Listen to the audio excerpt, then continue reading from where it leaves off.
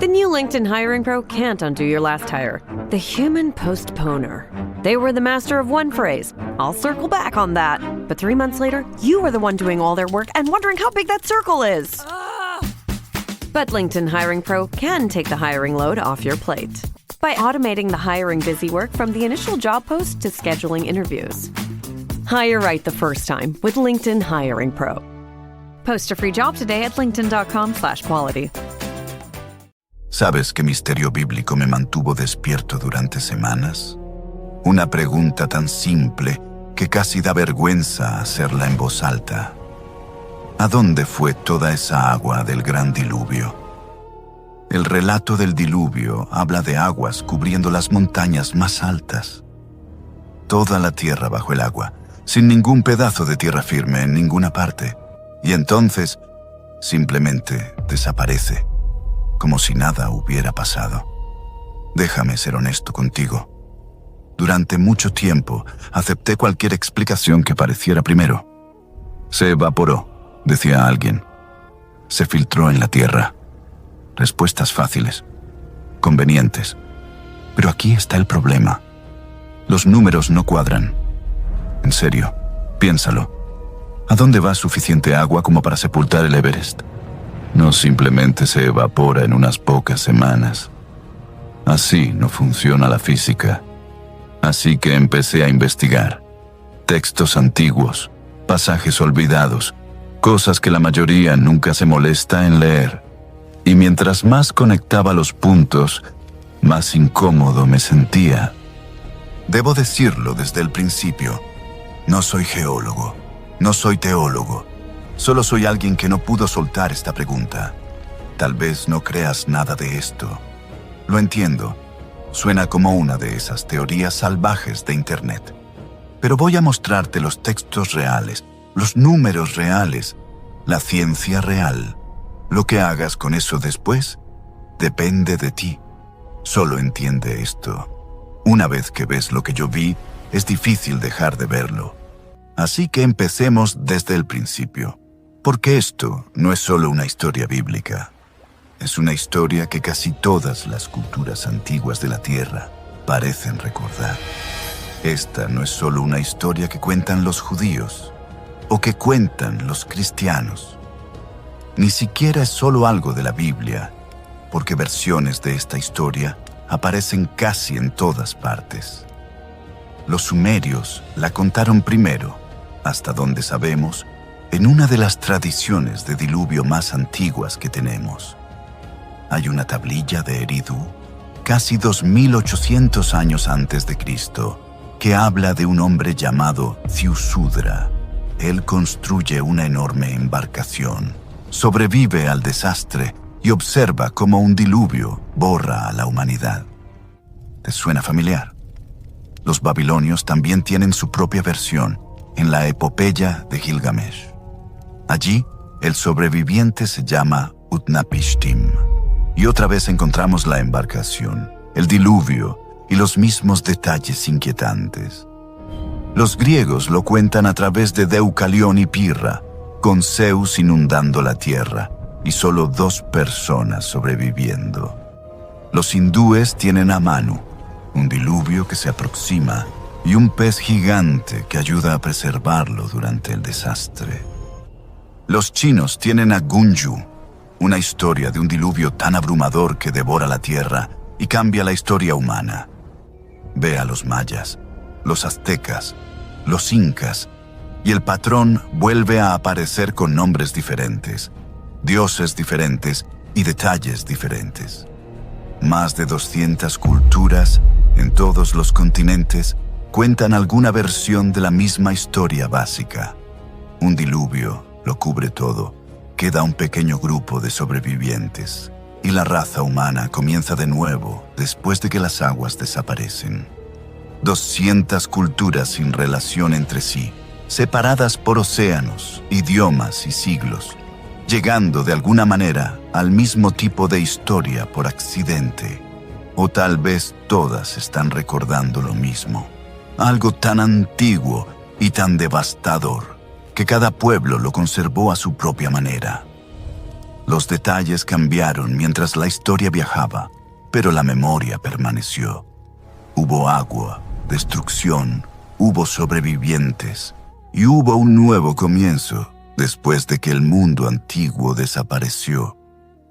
Pero aquí está lo que lo hace todavía más extraño.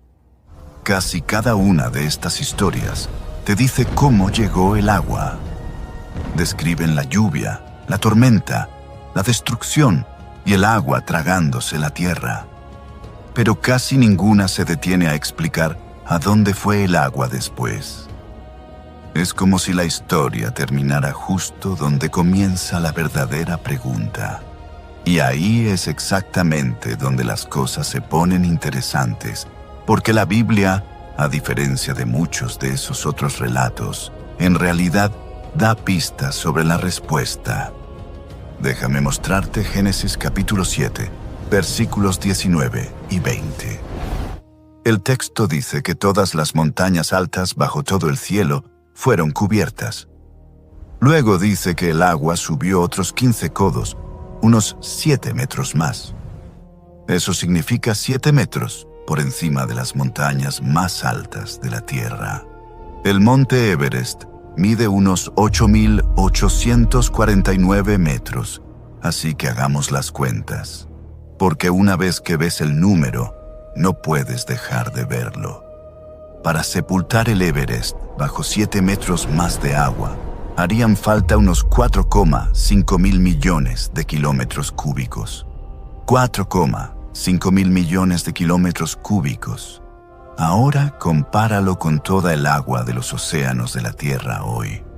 Todos los océanos juntos contienen unos 1,3 mil millones de kilómetros cúbicos. Así que si el diluvio cubrió las montañas más altas, haría falta más de 3 veces toda el agua que hoy existe en los océanos del planeta. Y entonces, de alguna manera, toda esa agua extra simplemente desaparece. ¿A dónde fue? La respuesta común es evaporación. Pero evaporar 4,5 mil millones de kilómetros cúbicos de agua requeriría una cantidad absurda. This episode is brought to you by Accenture. When your advertising operations fall out of sync, everything else follows. Spotify and Accenture are working together to reinvent the rhythm of ad sales, using automation, analytics, and smarter workflows to simplify campaign delivery and access better data across the business. The result? Less time spent on operations, more time connecting brands with the moments and fandoms that matter most. Learn more at accenture.com/Spotify. Hey, it's Ryan Reynolds here from Mint Mobile. Now, I was looking for fun ways to tell you that Mint's offer of unlimited premium wireless for $15 a month is back. So I thought it would be fun if we made $15 bills. But it turns out that's very illegal. So there goes my big idea for the commercial. Give it a try at mintmobile.com/switch. Upfront payment of $45 for 3 months, $90 for 6 months, or $180 for 12-month plan required. $15 per month equivalent. Taxes and fees extra. Initial plan term only. Greater than 50 gigabytes may slow when network is busy. See terms. Absurda de calor durante un tiempo absurdo. Sol constante, años de secado, quizá décadas, o incluso más según cómo imagines el proceso. Génesis 8:3 no describe nada de eso. Dice que las aguas empezaron a bajar después de que la lluvia se detuvo y las fuentes fueron cerradas. Así que si el agua bajó dentro del tiempo que Génesis presenta, la evaporación no resuelve el problema. La siguiente explicación es que el agua se filtró bajo tierra. Pero piensa en el espacio vacío que eso requeriría para esconder 4,5 mil millones de kilómetros cúbicos bajo tierra. Harían falta cavernas del tamaño de continentes, no cuevas dentro de la corteza, sino espacios capaces de tragarse varios océanos. Ahí es donde la explicación empieza a derrumbarse. Los geólogos dirán que la corteza terrestre es mayormente roca sólida, con fracturas, poros y cavidades aquí y allá. Pero nada parecido a una red subterránea hueca capaz de absorber un océano 3 veces mayor que el actual. E incluso si ese espacio existiera, la superficie no quedaría estable. El suelo se hundiría la corteza se doblaría y regiones enteras colapsarían bajo su propio peso. Otra explicación dice que el agua simplemente se redistribuyó en los océanos que ya tenemos. Pero ya vimos el problema con eso. Los océanos actuales solo representan alrededor de 1/3 de la cantidad necesaria. Así que incluso si cada cuenca oceánica se llenara perfectamente, la pregunta seguiría siendo: ¿a dónde fueron los otros 2/3? Esa es la parte que realmente me inquietó. 3 explicaciones comunes se repiten todo el tiempo: evaporación, filtración subterránea y redistribución en los océanos. Pero cuando pones los números al lado, ninguna sobrevive a las matemáticas básicas. Y aquí está lo que lo hace todavía más interesante. La Biblia nunca dice ninguna de esas cosas. Dice algo completamente distinto, algo que a la mayoría nunca le han contado. Aquí hay algo de lo que casi nunca se habla. La Biblia que la mayoría sostiene hoy no es la colección completa de todos los textos antiguos que alguna vez fueron tratados como sagrados por judíos y cristianos. Eso no es conspiración, es historia documentada. Hubo otros escritos, libros antiguos que circularon durante siglos y moldearon cómo se entendía el mundo invisible, el juicio, los ángeles, los gigantes, la creación y el diluvio. El libro de Enoc, el libro de los jubileos, el Apocalipsis de Adán. Y con Enoc todo se vuelve más complejo porque no existe una sola versión. Está primer Enoc, segundo Enoc y tercer Enoc, cada uno con una tradición distinta y con ideas que Génesis no presenta del mismo modo. Entonces, ¿por qué quedaron fuera? La respuesta depende de a quién le preguntes. Algunos no fueron considerados divinamente inspirados, mientras otros fueron rechazados porque no encajaban con la teología aceptada por comunidades posteriores. Otros fueron debatidos, cuestionados, preservados y finalmente empujados fuera del canon que la mayoría conoce hoy. Pero aquí está la parte que importa: sobrevivieron de todos modos. No todos fueron borrados ni quemados hasta desaparecer, y muchos todavía existen hoy, justo fuera de la Biblia que la mayoría nunca mira más allá. Y cuando los lees, especialmente lo que dicen sobre el diluvio, algo interesante empieza a pasar. Aparecen detalles que Génesis no da por sí solo. Comienza con Enoc, uno de los textos religiosos antiguos más fascinantes conservados. Partes de él se datan entre el tercer y el primer siglo antes de Cristo. La Iglesia Ortodoxa Etíope todavía considera canónico a primer Enoc, y se hallaron fragmentos entre los rollos del Mar Muerto. Así que no es un libro olvidado que nadie conocía. Era conocido, leído, copiado, y tenía importancia. En Enoc, capítulo 89, versículos 1 al 9, el diluvio se describe distinto al relato de Génesis. No solo describe lluvia cayendo del cielo, describe las compuertas del cielo abriéndose. No un clima ordinario, sino algo liberado. Ese detalle cambia la imagen, pero el capítulo no se detiene allí. Después de que las aguas lo cubren todo y el mundo antiguo desaparece bajo el diluvio, el texto añade otro detalle que suele pasarse por alto. Las compuertas se cierran otra vez. Una compuerta separa un lugar de otro y controla lo que pasa, lo que presenta esta agua como algo liberado y luego restringido otra vez.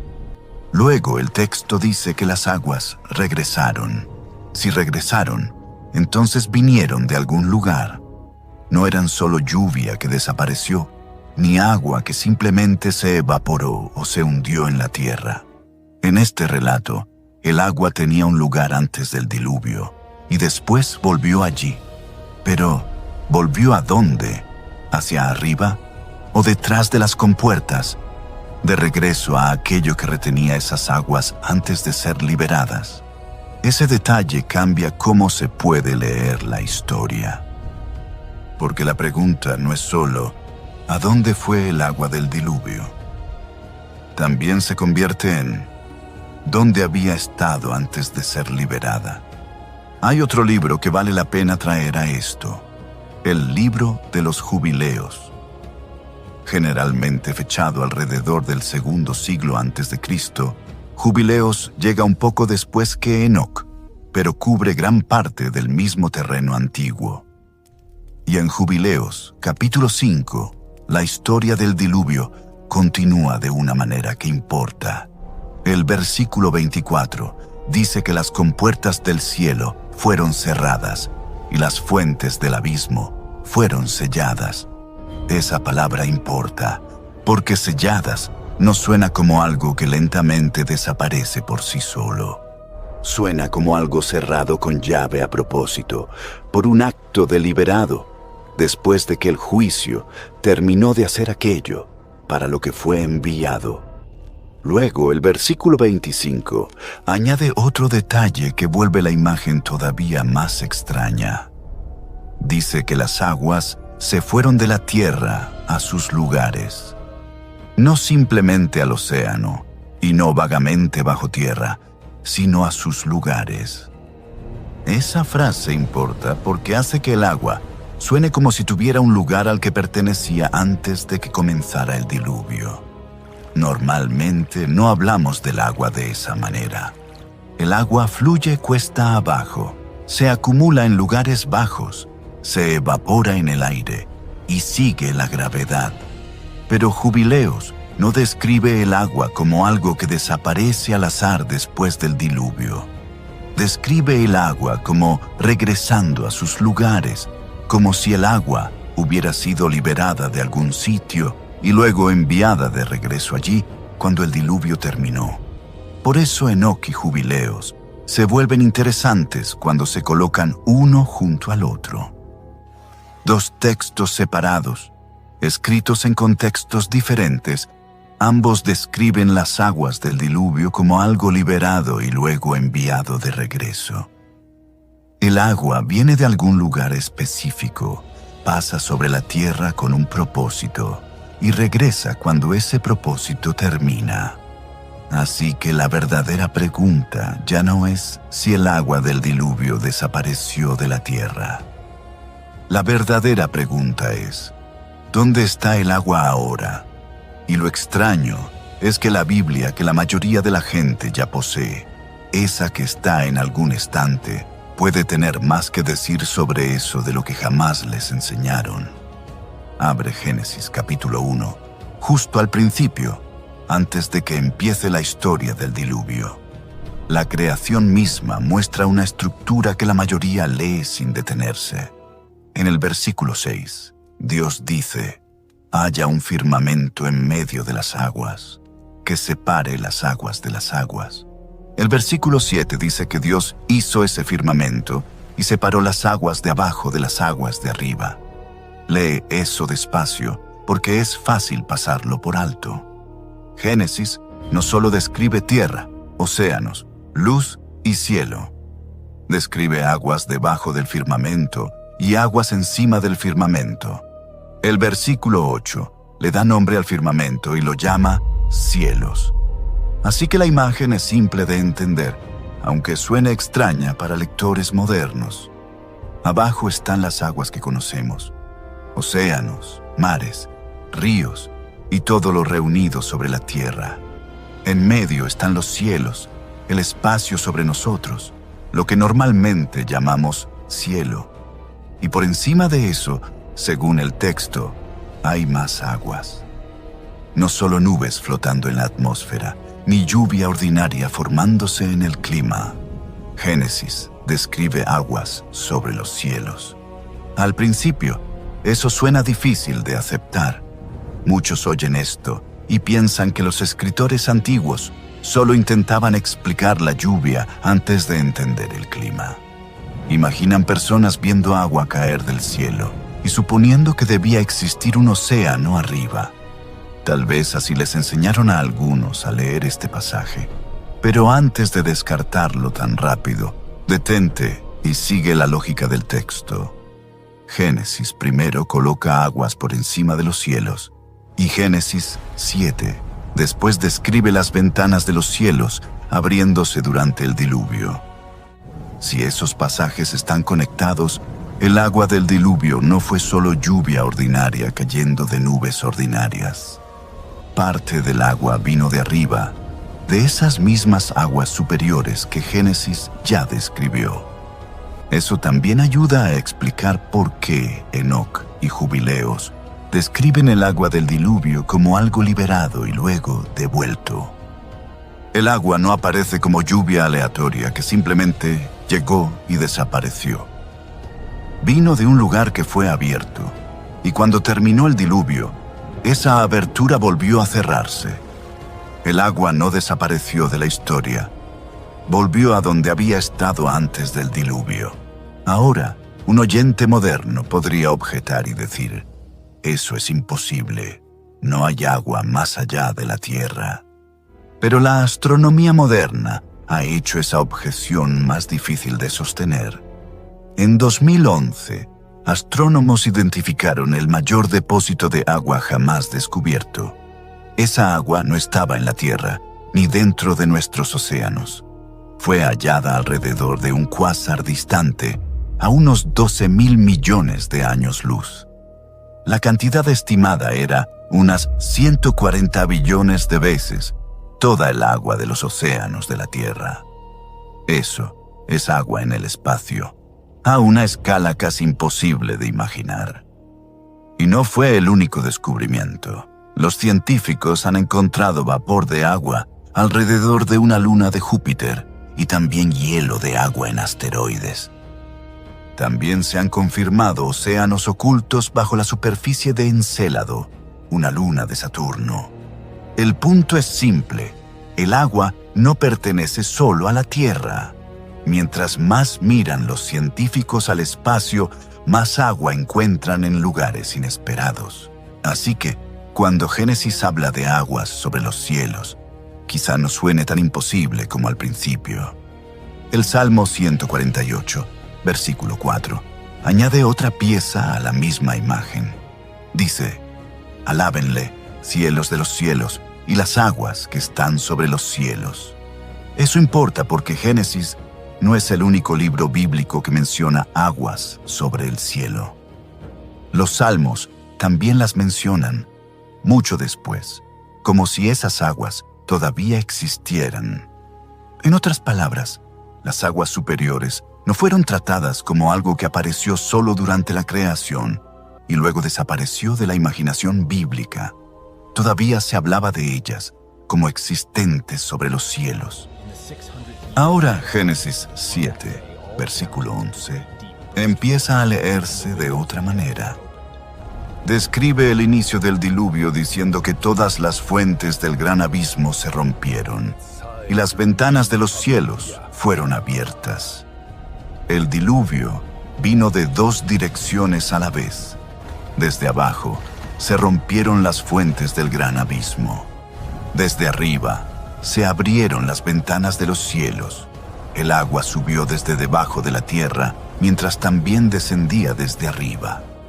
Génesis 8, versículo 2, describe el final del diluvio con el mismo patrón. Las fuentes del abismo fueron detenidas y las ventanas de los cielos fueron cerradas. Ambas fuentes se cerraron otra vez. La inferior fue detenida y la superior fue cerrada. Así que el texto no describe el agua del diluvio como algo que simplemente desapareció. Describe dos fuentes abiertas y luego esas mismas dos fuentes cerradas. Por eso, Enoc y Jubileos importan en esta discusión. No inventan una idea separada de la nada. Toman en serio la misma imagen bíblica. El agua vino de lugares específicos, cubrió la tierra con un propósito y regresó cuando terminó el diluvio. Así que esta no es solo una historia sobre evaporación, lluvia o asentamiento natural. Es una historia sobre agua liberada, agua cubriendo la tierra y agua enviada de regreso cuando terminó el juicio. Las fuentes se abrieron y se cerraron a propósito, y el agua regresó a su lugar. Así que para este punto, el patrón está claro. Génesis describe aguas sobre los cielos. Enoc describe compuertas abriéndose y cerrándose. Jubileos dice que las aguas regresaron a sus lugares. Pero Génesis no apunta solo hacia arriba. Cuando el diluvio comienza en Génesis 7:11, el texto dice que dos cosas ocurrieron el mismo día. Las ventanas de los cielos fueron abiertas y las fuentes del gran abismo se rompieron. Eso significa que el diluvio no vino de una sola dirección. Vino desde arriba y desde abajo al mismo tiempo. Ya hemos visto el agua de arriba, la extraña idea de aguas más allá del cielo. Pero hay otra mitad de la historia que puede ser todavía más sorprendente. La Biblia también habla de agua debajo de la tierra, escondida en el abismo. Y durante mucho tiempo, eso sonaba tan imposible como las aguas sobre los cielos. Hasta que la ciencia moderna empezó a encontrar algo extraño bajo nuestros pies. Y eso nos lleva a la otra fuente que menciona Génesis: las fuentes del gran abismo. Durante mucho tiempo, esa frase sonaba como poesía antigua. Agua debajo de la tierra parecía casi imposible, sobre todo después de descartar cavernas vacías gigantes bajo la corteza. Pero la geología moderna encontró algo que hace esa frase más difícil de ignorar. En 2014, científicos de la Universidad Northwestern anunciaron evidencia de enormes cantidades de agua en lo profundo de la Tierra. No era un océano normal, con olas, playas, ni una cueva hueca bajo nuestros pies. El hallazgo apuntaba a agua atrapada dentro de minerales, a cientos de kilómetros bajo la superficie. El mineral clave se llamaba ringwoodita, formado bajo presión extrema en una zona profunda del manto, llamada zona de transición. Esa zona está entre el manto superior y el inferior, mucho más profundo de lo que podríamos perforar. Lo interesante de la ringwoodita es que su estructura cristalina puede contener agua dentro del mineral. No es agua corriendo por túneles ni acumulándose en ríos subterráneos. Es agua encerrada en la roca, escondida dentro del mineral. Por eso algunos científicos hablaron de evidencia de océanos de agua en lo profundo de la Tierra. No decían que hay un océano azul bajo el suelo. Decían que esas rocas profundas podrían almacenar una cantidad enorme de agua. Algunas estimaciones sugieren que la zona de transición del manto podría contener más agua que todos los océanos superficiales. Ahora, eso no prueba automáticamente Génesis. Debemos ser honestos con eso. Un descubrimiento en el manto no prueba el mecanismo exacto del diluvio de Noé, pero sí vuelve una cosa muy interesante. La Biblia habla de las fuentes del gran abismo abriéndose durante el diluvio. Durante siglos, muchos lectores imaginaron eso como algo imposible de conectar con la tierra real. La geología moderna ahora nos dice que la tierra bajo nuestros pies no es tan seca como se pensaba. En lo profundo, bajo la corteza, el agua puede existir de formas que casi nadie imagina. Puede estar escondida dentro de minerales, almacenada bajo presión e integrada en la estructura profunda de la Tierra, sin parecerse a los océanos de la superficie. Y de repente, la frase «fuentes del gran abismo» no suena tan fácil de descartar. De nuevo, no se trata de fingir que los científicos encontraron el diluvio de Noé bajo tierra. Eso sería demasiado simple y no sería honesto. El punto real es más cuidadoso. Génesis describe agua viniendo desde abajo, así como desde arriba. La ciencia moderna ha mostrado que, muy profundo bajo nosotros, la Tierra puede contener vastas cantidades de agua en formas inesperadas. Así que, cuando Génesis dice que el abismo se abrió, la idea ya no suena tan extraña. Realmente hay agua bajo nuestros pies, encerrada dentro de la tierra misma, oculta muy por debajo de la superficie, en lugares que los ojos humanos jamás verán directamente.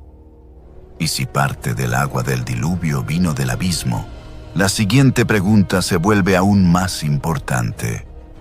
¿Qué mantiene esas aguas restringidas ahora? Esa pregunta importa porque Génesis no termina con las aguas simplemente desapareciendo. Termina con una promesa. Después del diluvio, Dios hace un pacto con Noé, sus descendientes y todo ser viviente que salió del arca. En Génesis capítulo 9, Dios dice que nunca más destruirá toda carne con las aguas de un diluvio. Esa promesa es importante porque no dice que las aguas dejaron de existir. No dice que el abismo desapareció o que los cielos ya no tenían nada por encima de ellos. La promesa no es que las aguas fueron destruidas. La promesa es que nunca volverían a ser liberadas contra toda la tierra de esa manera. Eso cambia cómo se siente la historia.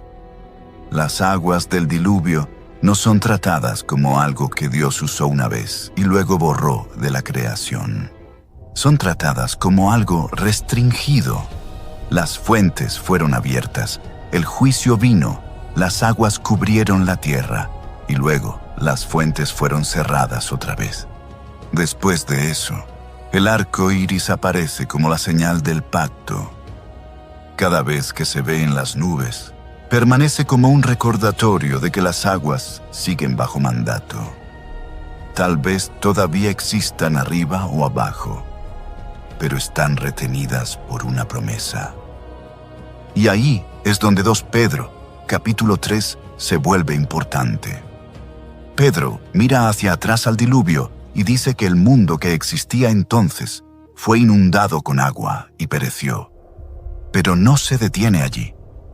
Dice que los cielos y la tierra que existen ahora están siendo guardados para otro juicio. No por agua esta vez, sino por fuego. Esa comparación importa porque Pedro está colocando 2 juicios, uno junto al otro.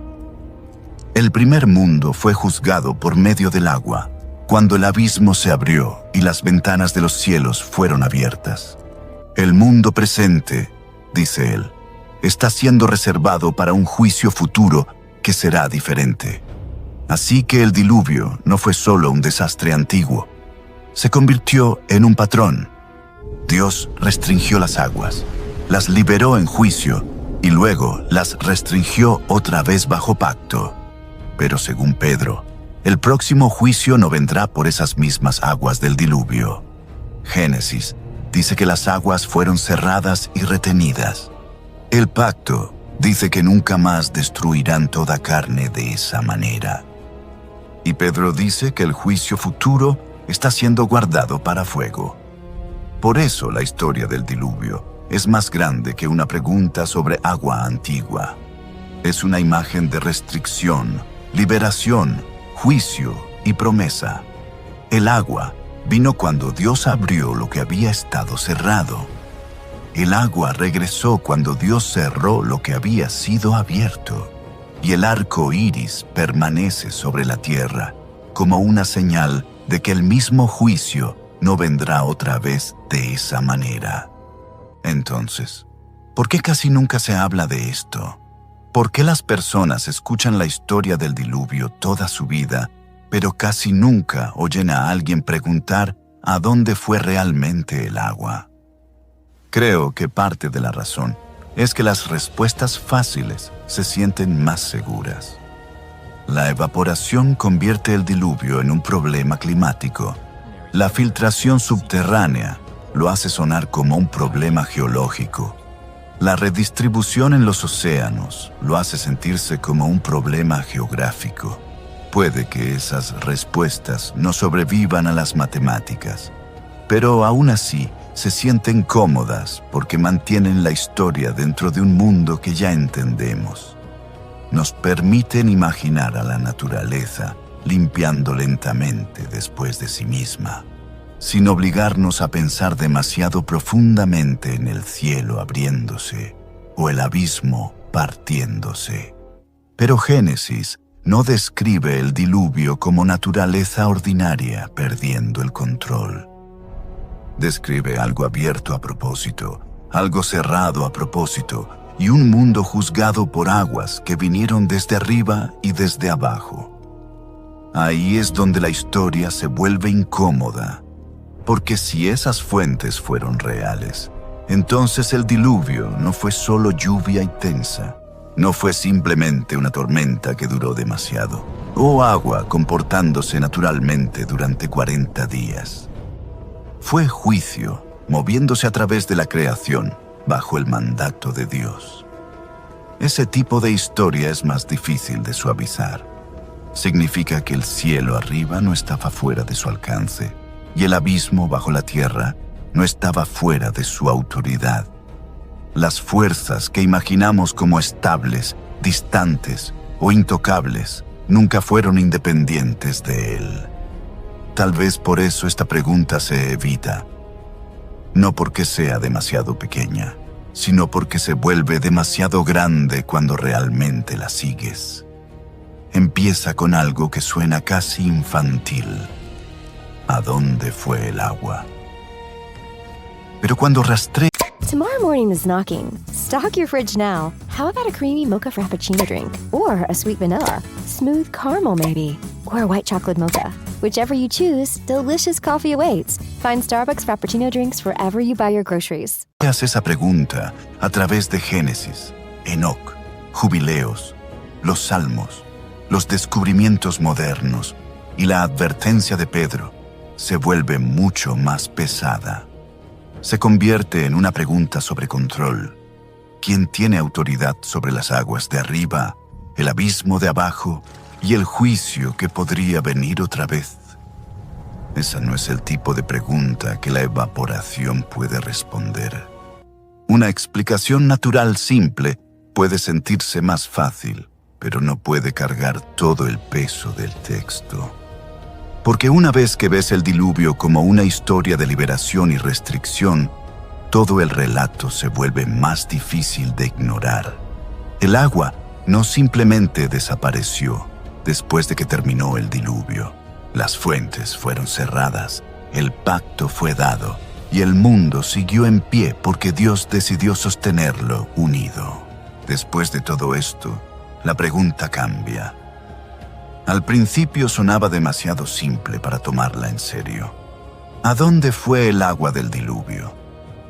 Esa fue la pregunta que lo empezó todo, y quizás sonaba como algo que preguntaría un niño al escuchar la historia por primera vez. Pero a veces las preguntas que la gente descarta rápido revelan lo que todos aprendieron a ignorar. Porque una vez que sigues el rastro, el diluvio ya no se lee como una historia donde el agua aparece, destruye el mundo y desaparece en silencio sin explicación. Génesis muestra una imagen mucho más extraña. El agua viene de arriba y de abajo, de las ventanas de los cielos y de las fuentes del gran abismo. Cuando el juicio comienza, esas fuentes se abren, y cuando termina, esas mismas fuentes se cierran. Enoc describe con puertas abriéndose y cerrándose, mientras Jubileos dice que las aguas volvieron a sus lugares. Génesis da después el pacto, donde Dios promete no volver a destruir toda carne con aguas de diluvio. Y más tarde, Pedro mira atrás a ese primer juicio y dice que el mundo de entonces pereció por agua. Pero Pedro no deja la advertencia en el pasado. Dice que el mundo actual está guardado para otro juicio, no por agua, sino por fuego. Así que la verdadera pregunta ya no es solo sobre agua. La pregunta más profunda es, ¿qué revela el diluvio sobre juicio, misericordia, advertencia y escape? Noé no construyó el arca porque entendía el clima mejor que los demás. La construyó porque creyó a Dios antes de que el cielo cambiara, antes de que el abismo se abriera y antes de que el mundo viera con sus ojos lo que Dios ya había dicho. Todos los demás seguían viviendo una vida normal. Había comidas preparándose, familias creciendo, trabajos terminándose, discusiones resolviéndose, planes haciéndose y mañanas ordinarias que parecían iguales a las anteriores. Eso es lo que vuelve aterradora la historia. El juicio no parecía obvio hasta que llegó. El mundo no parecía condenado hasta que las aguas comenzaron a subir. Cuando la lluvia caía y el abismo se abría, la pregunta ya no era teórica. Nadie debatía historias de diluvios, ni preguntaba con calma si la advertencia había sido exagerada. La puerta del arca ya estaba cerrada. Esa es la parte de la historia que debería detenernos. Lo más inquietante no es solo cuánta agua cubrió la tierra, de dónde vino o a dónde fue después. Lo más inquietante es que la seguridad existía antes del juicio, pero había que entrar antes de que llegaran las aguas. El arca estaba allí antes del diluvio. La advertencia vino antes de la destrucción. El camino de escape fue preparado antes de que el mundo entendiera cuánto lo necesitaba. Por eso el Nuevo Testamento vuelve a Noé.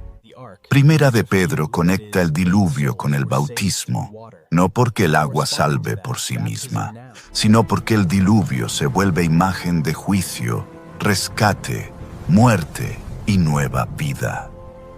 El viejo mundo pasó por el agua, mientras Noé y su familia fueron llevados a salvo a través de ella. Del otro lado, salieron a un mundo juzgado, limpiado y comenzado de nuevo. Así que esta historia no puede terminar como una pregunta científica. La ciencia es interesante, los textos antiguos fascinan y las matemáticas inquietan cuando te sientas con ellas.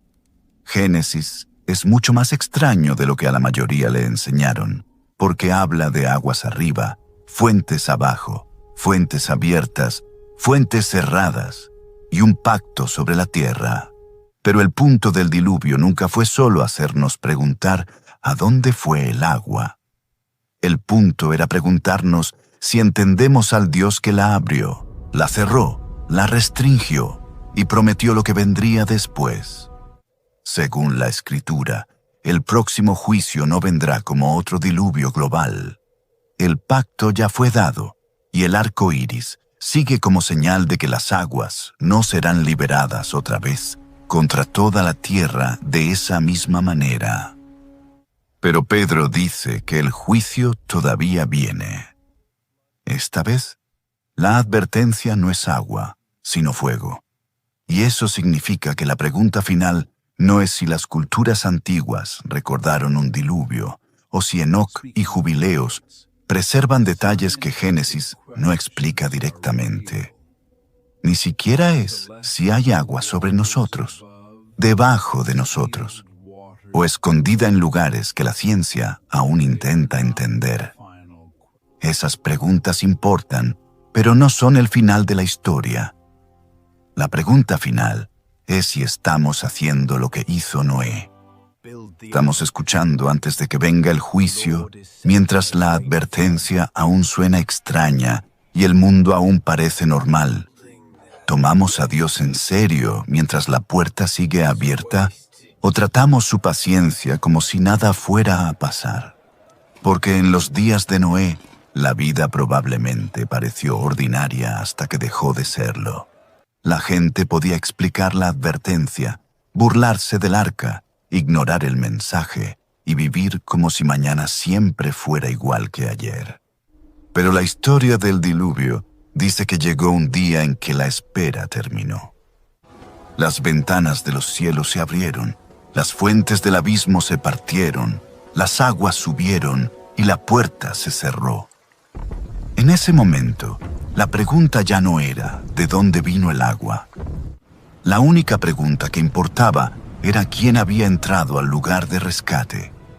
Así que sí, podemos preguntar a dónde fue el agua del diluvio y rastrear las compuertas, el abismo las aguas de arriba, las de abajo, los libros antiguos, los depósitos ocultos y el pacto que siguió. Pero si nos detenemos ahí, perdemos el punto. El agua del diluvio volvió a su lugar después del juicio. La pregunta más profunda es si nosotros hemos encontrado el nuestro antes de que comience el próximo juicio. Porque el mismo Dios que cerró las aguas todavía mantiene abierta la puerta de la misericordia. Y mientras esa puerta esté abierta, lo único sabio es volver a Él. Amén.